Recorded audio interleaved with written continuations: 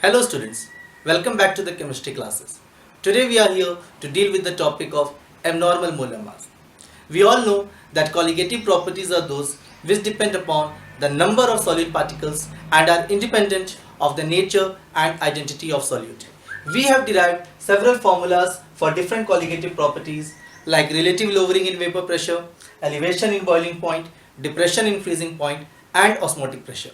But all these expressions hold good only for dilute solutions of non-electrolytes. There are many solutes which either undergo association or dissociation in their solution completely or partially, due to which the number of free ions in the solution or free particles in the solution decreases or increases respectively. As a result of this, the colligative properties also gives abnormal result.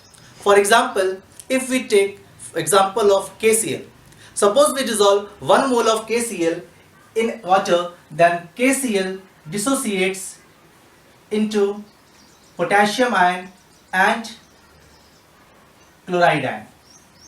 So we will get 1 mole of potassium ion and 1 mole of chloride ion. So the number of free ions in the solution is increased here, due to which the magnitude of colligative properties also get increased. And we all know that molar mass of any solute is inversely proportional to colligative property. Therefore, the experimentally determined molar mass of KCl will be less than the actual molar mass. If we assume complete 100% dissociation of KCl, then we will see here that the number of particles is becoming double. So the value of colligative property will also become double. As a result of this, the experimentally determined molar mass of KCl will be half of its actual molar mass, that is about 37.25.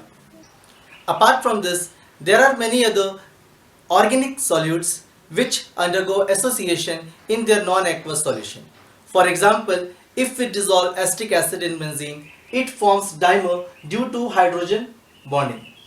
Due to this, the number of free particles in the solution decreases, which results in decrease in their colligative properties. And as we know that molar mass of any solute is inversely proportional to colligative property, therefore the experimentally determined molar mass will be higher than the actual molar mass in case of association of particle. So these molar mass, which is either higher or lower than actual molar mass due to dissociation and association, is known as abnormal molar mass. To account for these abnormalities, Van 't Hoff introduced a factor I, which is known as Van 't Hoff factor.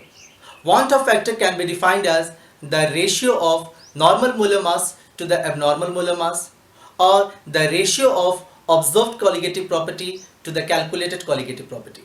It can also be written as the ratio of number of particles after association or dissociation to the ratio of number of particles before association or dissociation. In case of association, the value of I will always be less than 1, and in case of dissociation, the value of I will always be greater than 1. In case there is no association or dissociation, then the value of I will be equal to 1. Also, we shall know that in case of 100% dissociation, the value of I will be equal to the number of ions formed after dissociation. For example, in case of complete dissociation of KCl into potassium ion and chloride ion, the value of I will be equal to 2, as it is giving 2 ions. Now we can modify all the formulas of colligative properties according to Van 't Hoff factor. So relative lowering in vapor pressure can be written as IXB. Elevation in boiling point delta TB can be written as IKBM.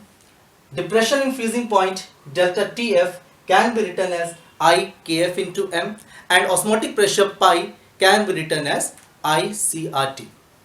Now we shall check a relation between Van 't Hoff factor and degree of association or degree of dissociation. Now here we are going to derive a relation between want-of factor and degree of dissociation. Degree of dissociation is a fraction of total number of solute molecules undergoing dissociation. Suppose we have 1 mole of AN which dissociates into n particles of A. So we can write here at P is equal to 0, number of moles of AN will be equal to 1 mole and here it will be 0. At equilibrium, here the number of moles left for AN will be equal to 1 minus alpha and here number of moles of A formed will be equal to n alpha. So now total number of moles after dissociation will be equal to n alpha plus 1 minus alpha. If we take out common between n alpha and alpha, we can write here n minus 1 alpha plus 1. Same way, total number of moles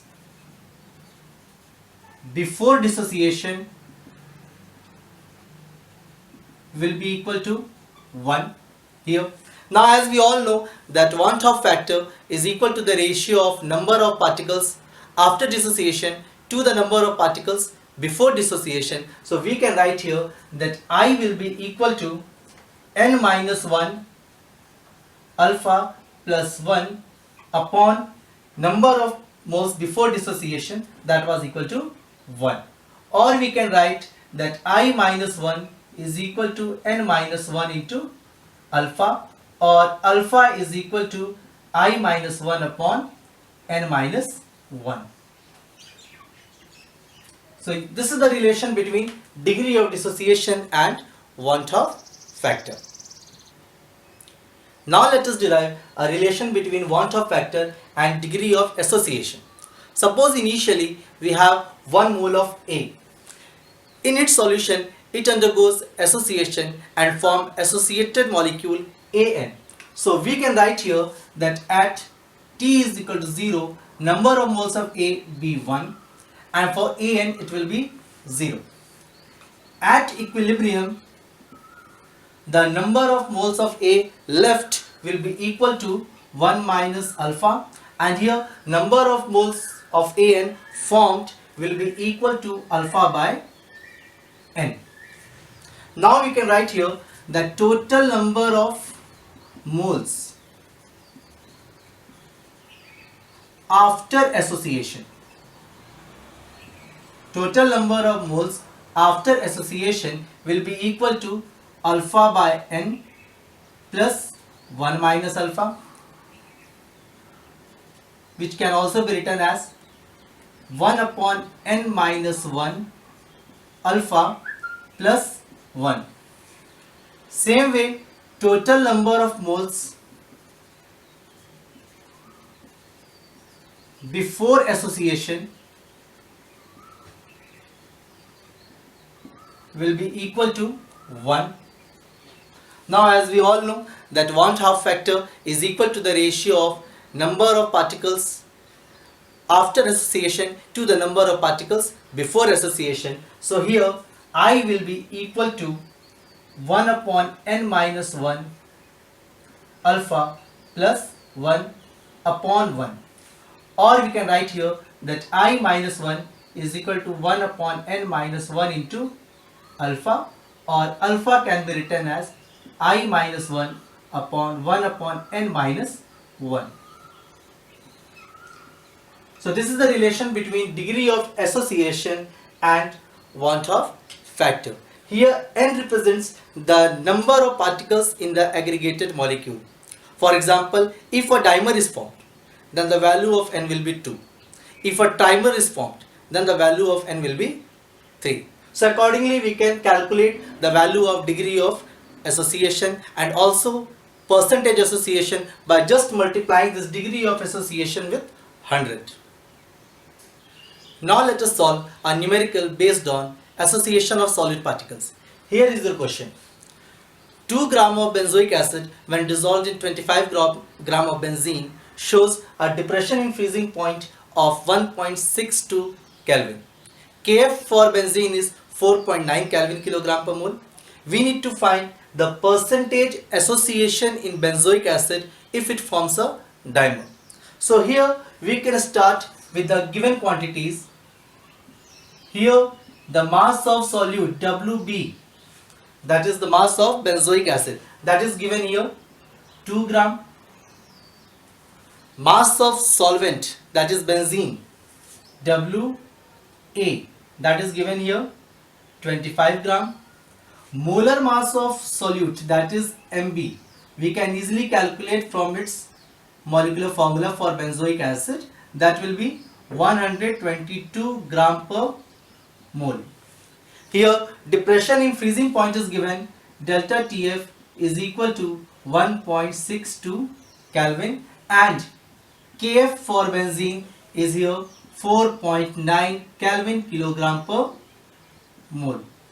Now we can use the modified formula of depression in freezing point according to Van-Hoff factor. Delta Tf is equal to I into Kf into Wb into 1000 upon Mb into Wa. From here I will be equal to delta Tf into Mb into Wa upon Kf into Wb into 1000. Now on substituting all the values which are given in the question, we will get I is equal to delta Tf here is 1.62, Mb is 122, Wa, that is mass of solvent, it's given here 25 upon Kf, Kf is here 4.9, Wb, that is mass of solute, is 2 into 1000. On calculating, we will get here I is equal to 0.504. Now we can use the relation between degree of association and Van-Hoff factor.